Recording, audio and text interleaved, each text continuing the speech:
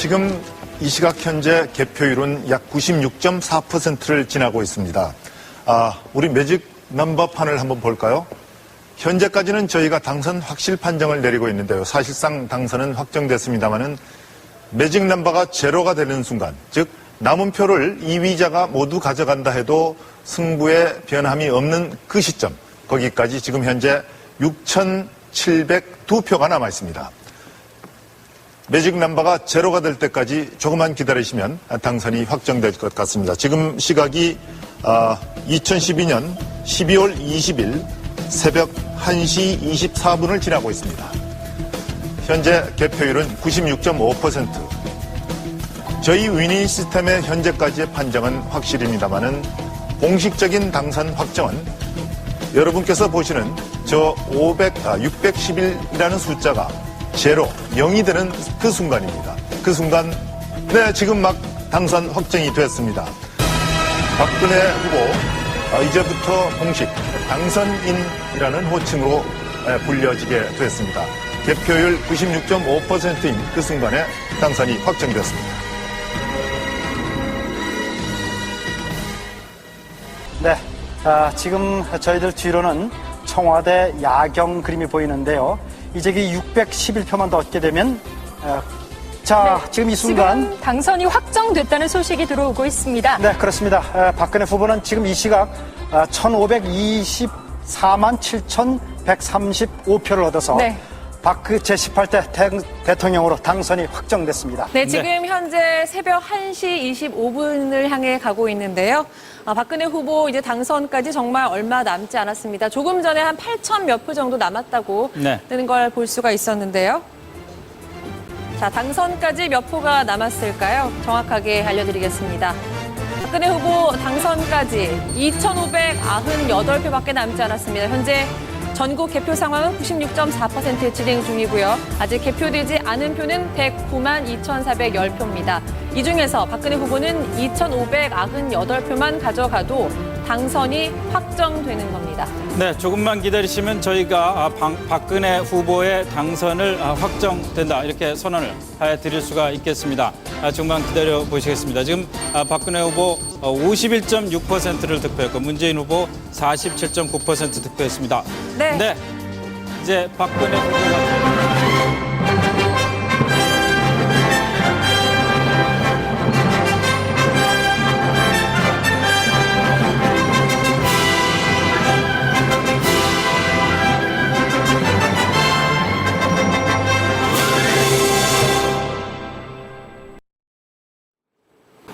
네, 지금 보시는 것처럼 박근혜 후보 51.6%로 득표율로 문재인 후보 47.9%, 한 3.7%포인트 차로 제18대 대한민국 대통령의 새누리당 박근혜 후보가 당선됐습니다.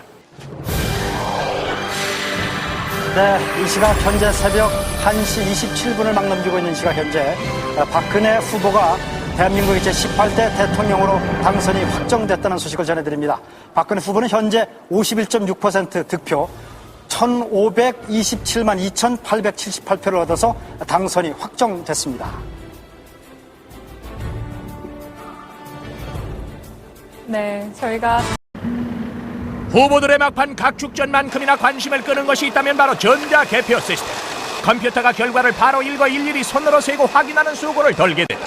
각 후보한테 분류가 된 그 표는 그 상태로 중앙선거일 전산실로 보내지게 되면은 또 그 데이터가 방송국 서버를 통해서 방송국으로 보내지게 돼서 실시간으로 국민들이 이 개표 실황을 볼 수 있도록 그렇게 제공이 되는 시스템입니다. 예, 국가정보원의 감청장비 구입 의혹은 최근에 내부망을 공격당한 이탈리아의 한 보안업체 고객 중에 한국의 5163 부대가 포함됐다는 사실이 알려지면서입니다.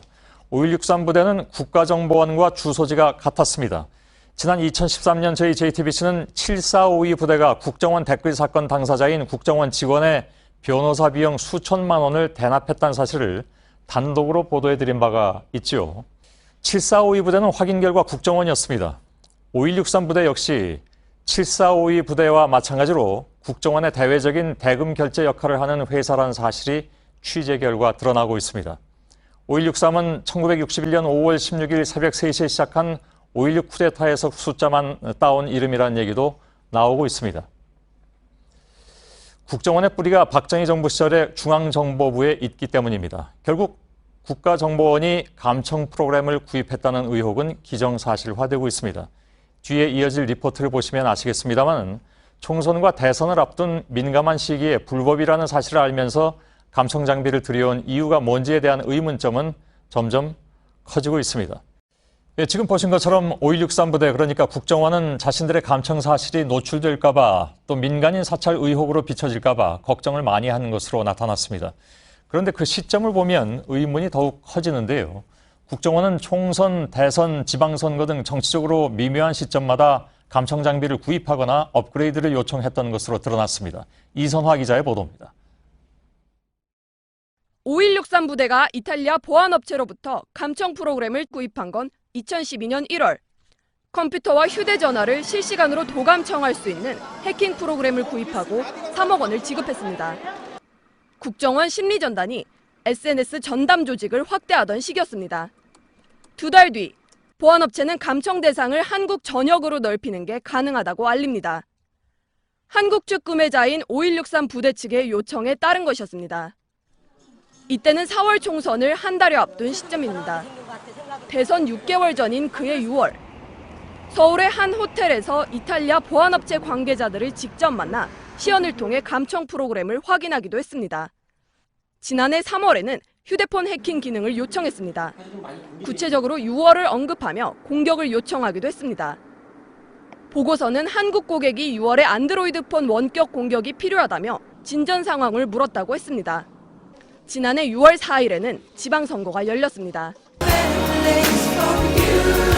전국 상황 보시겠습니다. 지금 박근혜 후보가 51.6%를 득표해서 이미 문재인 후보보다 3.7%포인트 앞서고 있습니다.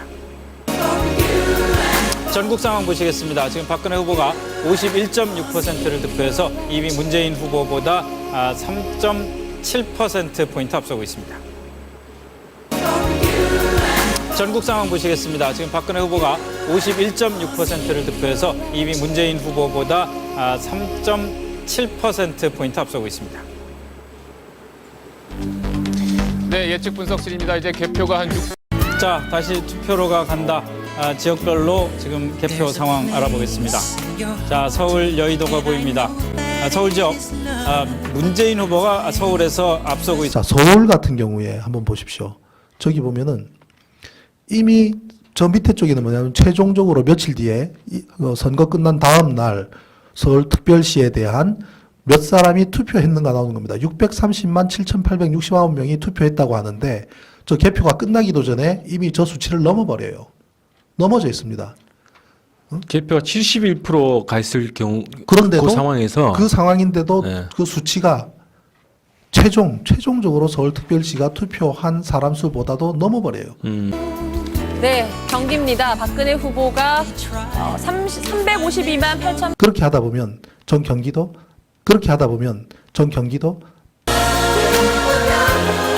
자, 강원 지역 박근혜 후보가 62%로 다 맞는 것이 표바다에 누워 부산입니다. 박근혜 후보가 60%를 얻으면서 한 군데도 없습니다. 전국에. 자, 선거 전 이미 개표 결과표를 만들어 두었다. 저는 뭐 진실의 길에서 보도를 한 것이 아니라 오마이뉴스에서 보도한 것을 그대로 토스한 것인데 선거 전 이미 개표 결과표를 만들어 두었다. 무슨 내용이냐면 선거 하루 전날, 선거가 12월 19일인데 하루 전날인 18일 날 개표 결과표가 만들어 있더라는 겁니다.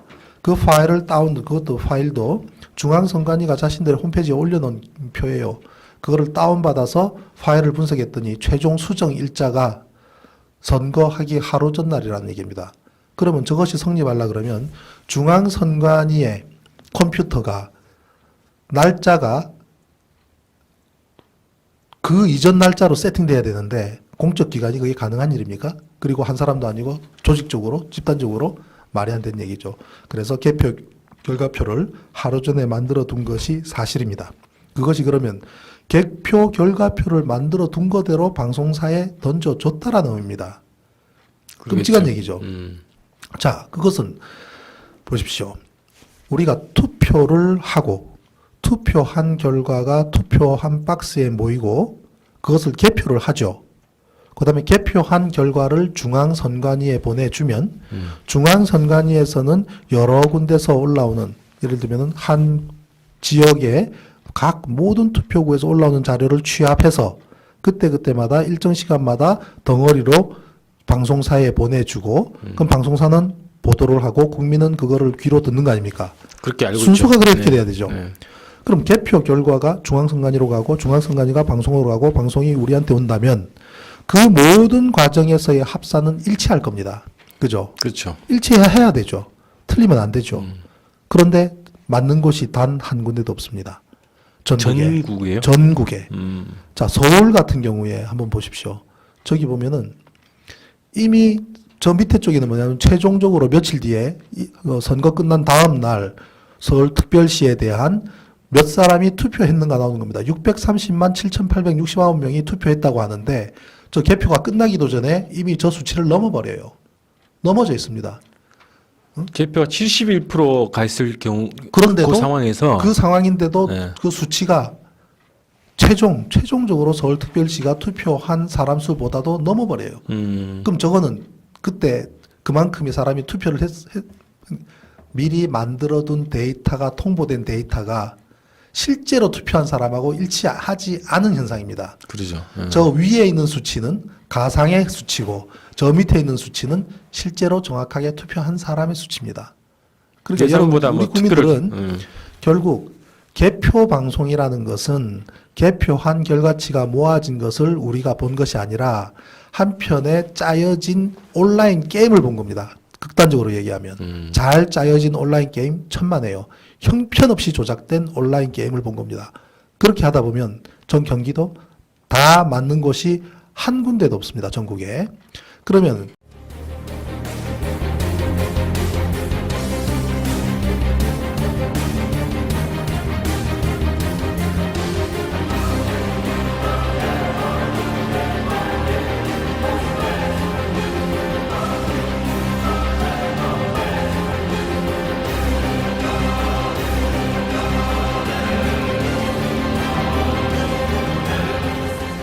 흰 연기를 내뿜던 최루탄이 소리를 내며 터집니다. 복부에 피를 흘린 남성은 정신을 잃은 채 병원으로 옮겨집니다. 케냐에서 연일 선거관리위원회 해체를 요구하는 거리 시위가 이어지며 경찰과 유혈 충돌이 벌어지고 있습니다. 내년 대선과 총선을 앞두고 선관위원들이 집권 여당 편을 들어 부정선거를 모의한다는 겁니다. 시위는 수도 나이로비를 비롯해 제2, 제3의 도시인 몬바사와 키스무 등지로 번지며 전국으로 확산되고 있습니다. 알고 있습니다. 내가 얘를 지금 일하고 있어. 이 개새끼들 다 내려내라. 알고 있다고. 부정선거, 너 양심도 없어? 부정선거 모르겠어? 시집을 가릴 거니까 그래서 소송도 제기했다. 빨리 불러와. 당신이 부정선거 해놓은 거니까 할 말이 없으니까 어디에서 있다고 하는 거야?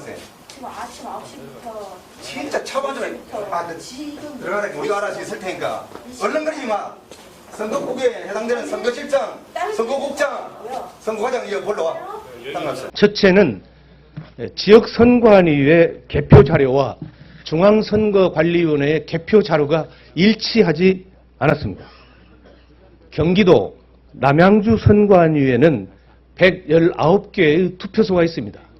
그러면 투표소가 119개이기 때문에 개표 결과도 119개로 개표 상황이 집계되어야 합니다.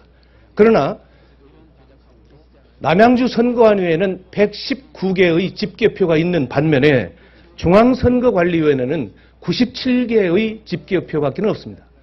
이렇게 집계표가 다름에도 불구하고 공교롭게 개표 결과는 같습니다. 다음 두 번째 사례입니다. 개표 결과를 사전에 입력한 사실이 확인됐습니다.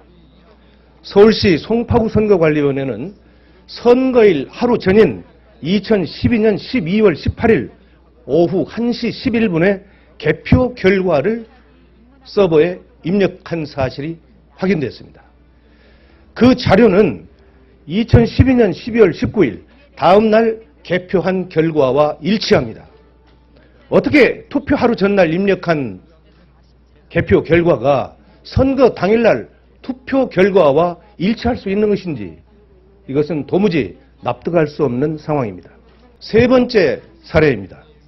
개표소에서 지역선거관리위원장이 개표 선언을 하기도 전에 전국에 방송되는 선거방송에서는 개표 결과가 국민에게 방송됐습니다. 서울시 영등포구 대림 3동 제7투표구 개표 상황을 보면 영등포구 선거관리위원장이 개표 결과를 공표한 시각이 12월 20일 0시 16분이었습니다. 그런데 중앙선거관리위원회가 언론사에 제공한 개표 결과의 제공 시각이 12월 19일 22시 35분이었습니다. 결과적으로 개표 개시 1시간 41분 전에 개표하기도 전에 중앙선거관리위원회에서는 언론사에 개표 결과를 통보함으로써 전 국민에게 개표가 개시되지도 않았는데 개표 결과를 발표하는 이런 조작의 사례가 나타났습니다. 바로 이런 사례가 지난해 9월 18일 날 제가 주관한 국회 토론회에서 김후영 목사는 전국의 252개 선거구에서 13,542개의 투표소가 있는데 이 개표소의 60% 이상이 이와 같이 개표 선언이 되기 전에 개표 결과가 방송되는 사례를 집계해서 그 결과를 국내에 발표한 사실이 있습니다. 안기부의 그 정치과장 출신 김필원 씨, 그 다음에 중앙선관위 노조위원장 출신인 한영수 씨 등 제18대 대선 선거무용소송인단 공동대표는 공직선거법 제178조 재정부칙 제5조를 위반한 제19대 대통령 선거는 무효다. 18대 대통령 선거는 무효다. 이렇게 주장을 하면서 2013년 1월 4일 대법원에 대통령 선거 무효 소송을 제기한 바가 있습니다. 그럼에도 불구하고 대법원은 6개월 내에 이 소송을 심사해서 판결해 줘야 되는데 현재 2년 4개월째가 되고 있는데도 전혀 심리조차 하지 않고 있습니다.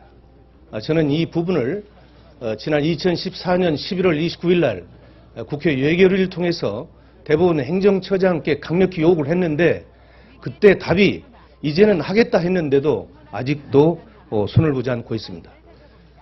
이 문제는 대단히 중요한 문제임에도 불구하고 전혀 국회에서 논의조차 되지 않고 있기 때문에 제가 오늘 이 자리에서 왜 18대 대선이 부정 조작 선거였는지 그 사례를 몇 가지 말씀드리고자 합니다. 어젯밤 신원을 알 수 없는 한 단체가 서울 곳곳에서 국정원의 해킹 프로그램 구입을 비판하는 것으로 보이는 그래피티 소동을 벌였습니다. 이들은 신천과 홍익대학교 그리고 강남역 일대에서 국정원을 상징하는 것으로 알려진 숫자 5163과 선글라스 등 벽그림 수십 건을 남기고 사라졌는데요.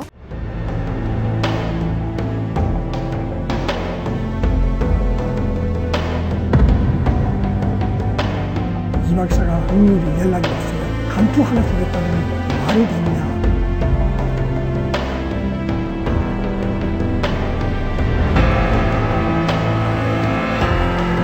그냥 짓밟았어요. 숨을 쉴 수가 없어요. 사죄부터 하시겠습니까? 국민들께서 사건의 전말을 좀 하셨으면 해서 아직은 재미있지 않은 그런 말이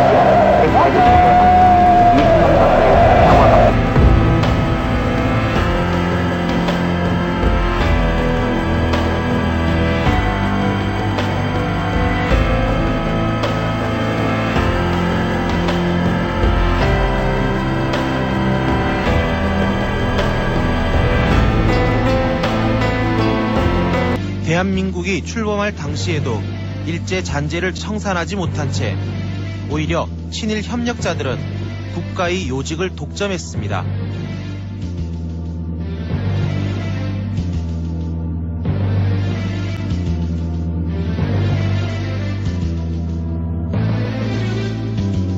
이분 역시 79년까지 일본군 출신들이 군 핵심 지휘부를 장악했습니다. 과거를 청산하지 못한 역사는 그들이 또다시 전면에 나설 기회를 주고야 말았습니다. 이 박정희와 함께 쿠데타를 일으킨 사람들인데 무슨 공통점이 있습니까? 네, 5.16 핵심 가담자들이 대부분은 박정희의 만주 군관학교 선후배들이었습니다. 때문에 박정희에게 그러한 만주 군관학교의 인맥이 없었더라면 5.16 쿠데타는 성공하지 못했을 거라는 분석도 있습니다. 우리나라는 광복 이후에 친일 청산을 하지 못한 것 때문에 모든 정치, 경제, 사회, 문화 전 영역이 친일파들에 의해서 장악이 됐거든요. 박정희 쿠데타를 가져온 결과가 됐고 그것이 현재까지도 영향을 미치고 있는 거죠. 존경하는 국민 여러분, 소련의 독재자 스탈린은 이렇게 말했습니다. 투표는 인민이 하지만 개표는 권력자가 한다.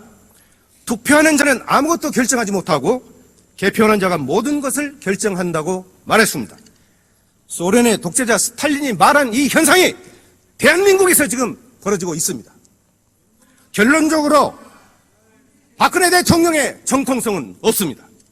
선거 부정, 개표 조작의 증거들이 명명백백하게 밝혀지고 있기 때문입니다. 황교안 총리는 법무부 장관 시절 당시 선거 부정을 파헤쳤던 최동욱 검찰총장을 찍어냈던 장본인입니다. 오늘날 사법부와 행정부는 권력의 시녀가 되어버렸습니다. 박정희는 군사 구태타로 권력을 찬탈했고 그에 따라 박근혜는 선거 구태타로 권력을 잡았습니다. 박근혜 정권의 정체성은 과연 무엇입니까? 뼛속까지 친일의 피가 흐르는 친일파 후예들이 권력의 중심에서 역사를 왜곡하는 정권, 유신 잔당들이 광풍으로 박정희 유신 망령이를 부활시키는 정권, 수구 반통일 세력들이 민족 통일을 외면한 정권이라고 저는 규정합니다.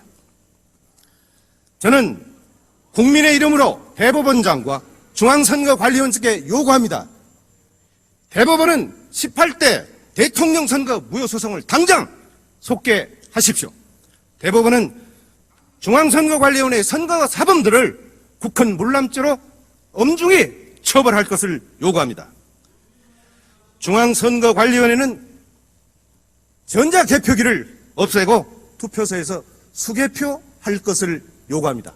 투표소에서 수개표하자는 법안은 이미 제가 대표 발의해서 국회에서 지금 심사 중에 있다는 것을 국민 여러분에게 말씀을 드리면서 반드시 수개표가 국회에서 처리될 수 있도록 해야 될 것을 여러 동료 의원들께 간곡히 말씀드리면서 마치겠습니다. 감사합니다.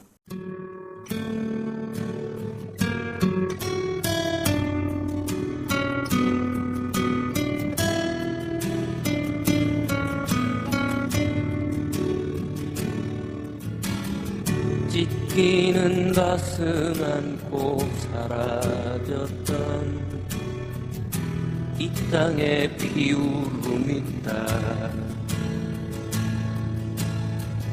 부둥킨 두 팔에 솟아나는 하얀 옷에 핏줄이 있다. 해 뜨는 동해에서 해 지는 서해까지 뜨거운 남도에서 광활한 만주 벌판 우리 어찌 가난하리요 우리 어찌 주저하리요 다시 서는 저들판에서 움켜쥔 뜨거운 흙이요. 그리고 굉장히 재밌는 사건이 하나 벌어졌어요. 사전투표 몰표 사건이라고 기사를 보셨죠? 어떤 동네에서 사전투표가 다 새누리당이 나온 거야. 이 사건 현장입니다. 나라당 의원 좌석은 텅 비었습니다. 열린우리당 등 다른 4당과 무소속 의원들만 출석한 가운데 친일 행위자 재산 환수법 등 80여 건의 안건이 처리됐습니다. 나라당 의원 좌석은 텅 비었습니다. 열린우리당 등 다른 4당과 무소속 의원들만 출석한 가운데 친일 행위자 재산 환수법 등 80여 건의 안건이 처리됐습니다. 친일 재산을 국고로 환수하기 위한 범정부 기구가 오늘 출범했습니다. 네, 환수된 재산은 독립유공자를 위해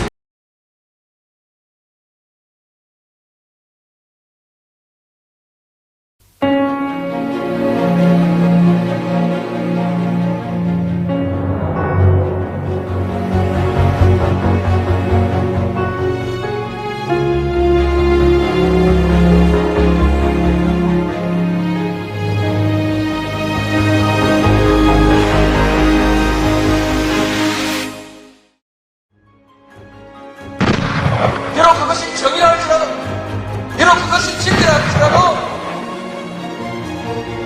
권력이 싫어하는 말을 했던 사람은, 또는 진리를 내세워서 권력에 저항했던 사람들은 전부 죽임을 당합니다.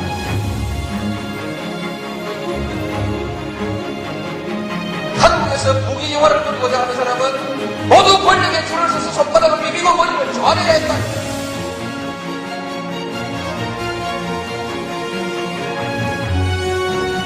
이 역사를 청산해야 이제 비로소 우리 젊은이들이 떳떳하게 정의를 얘기할 수 있고 떳떳하게 불의에 맞설 수 있는 새로운 역사를